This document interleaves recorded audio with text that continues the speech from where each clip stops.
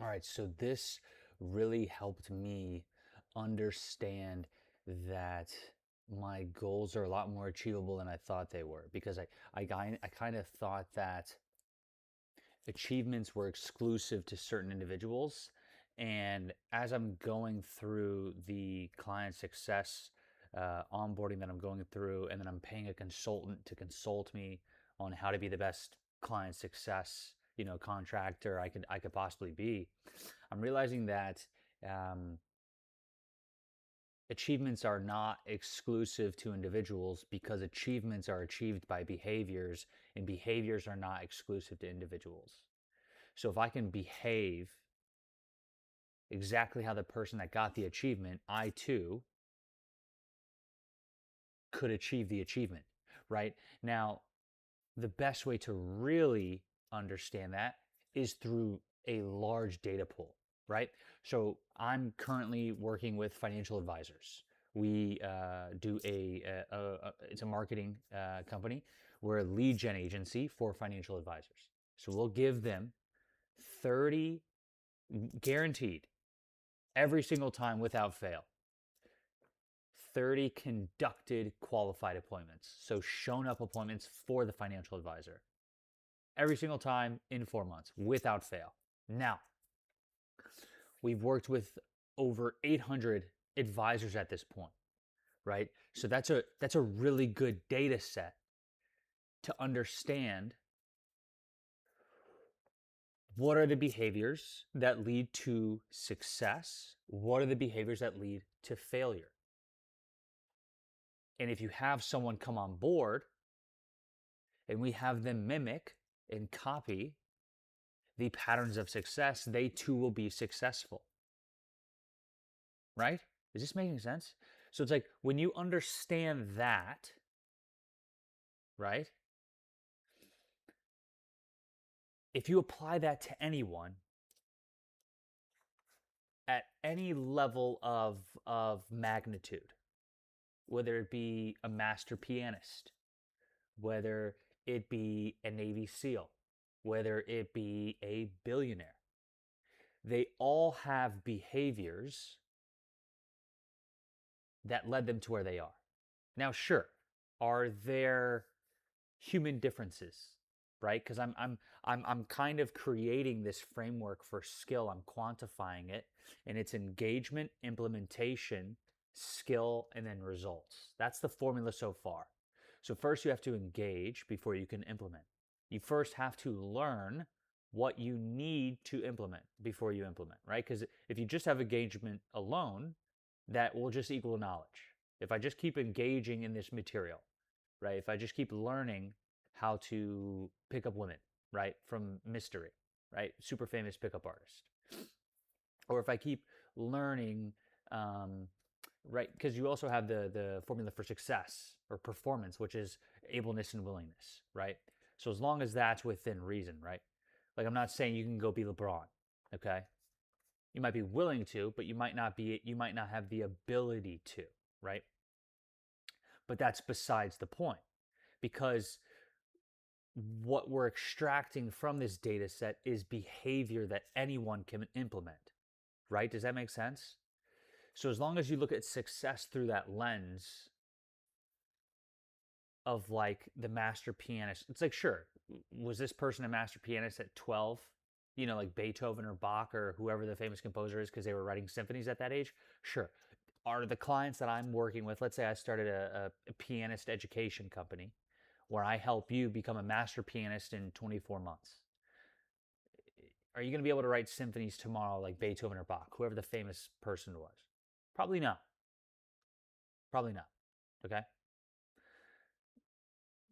But that's outside of this, right? Because we're going off of behavior that anyone can implement. Okay. So if you just have engagement, you're just getting knowledge, right? If at the end of the day, I'm sitting here and I'm teaching you music theory, but you never actually sit down on the fucking piano and press the keys, that's implementation, right? If it's just engagement, it's just knowledge. Now, if it's just implementation, there usually won't be any skill progression. Usually, like you have a ton of self learners, Phil, one of my best friends, phenomenal fucking self-learner. That's a skill I'm not really great at. I like paying mentors. He doesn't, right?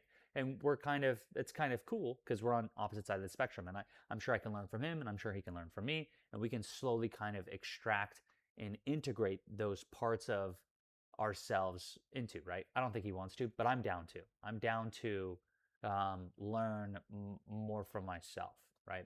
He likes doing that. I don't think he wants to learn from mentors. Could change, doesn't bug him out. So if you just have implementation, usually there's not there's capped skill progression, right? There's usually only so far most people get on their own, right? Because at the end of the day, the whole formula for this is time to value, right? And how can we, in the quickest, like a line, right? A line from A to B is the quickest path between anything. How can we do that? And usually that's not through self-learning, right?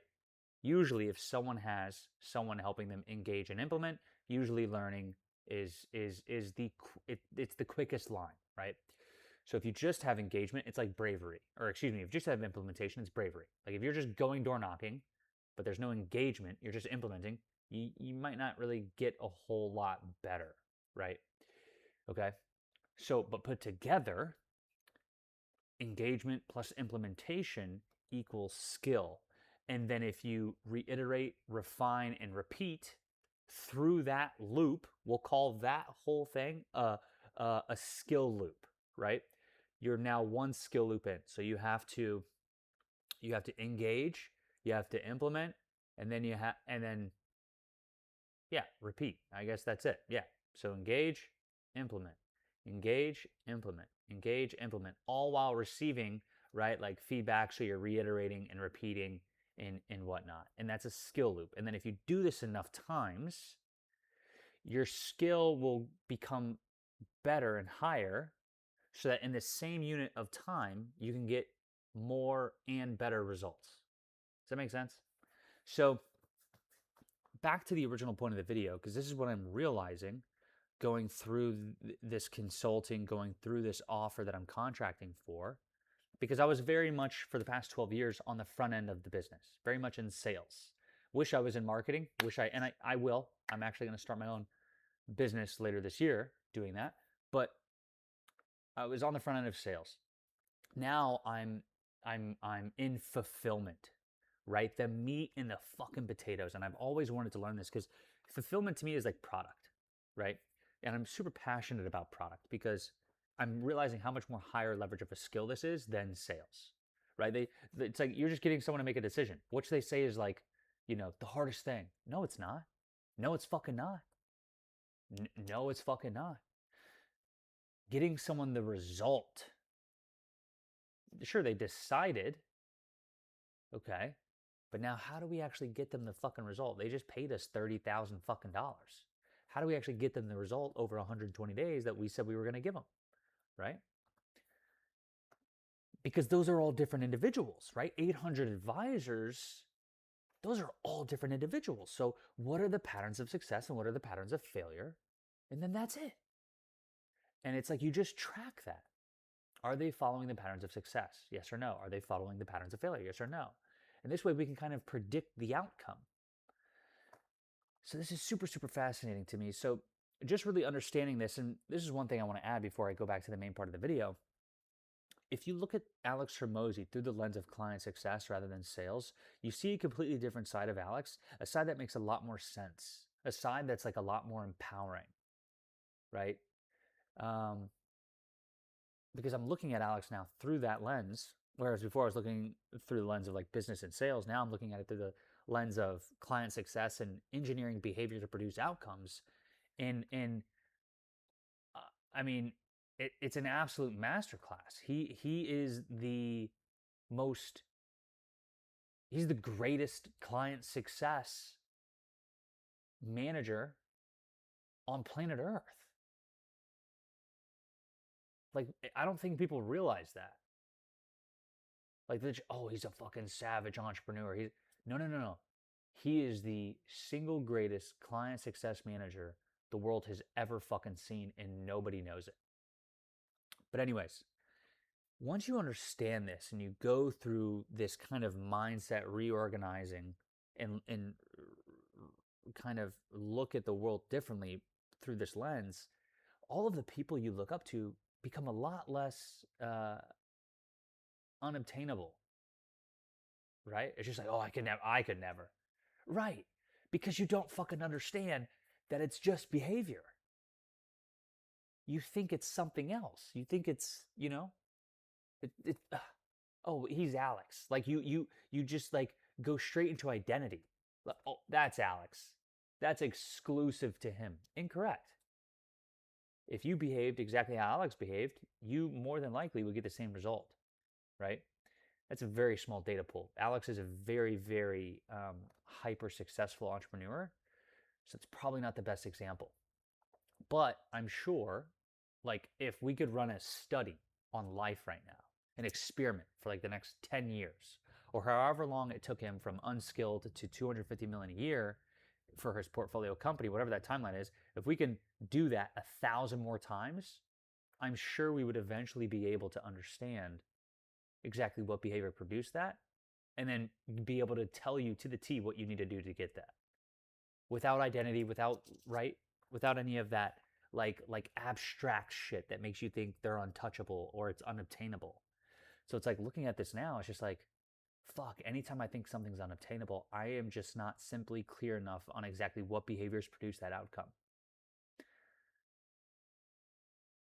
Yeah. So, wow.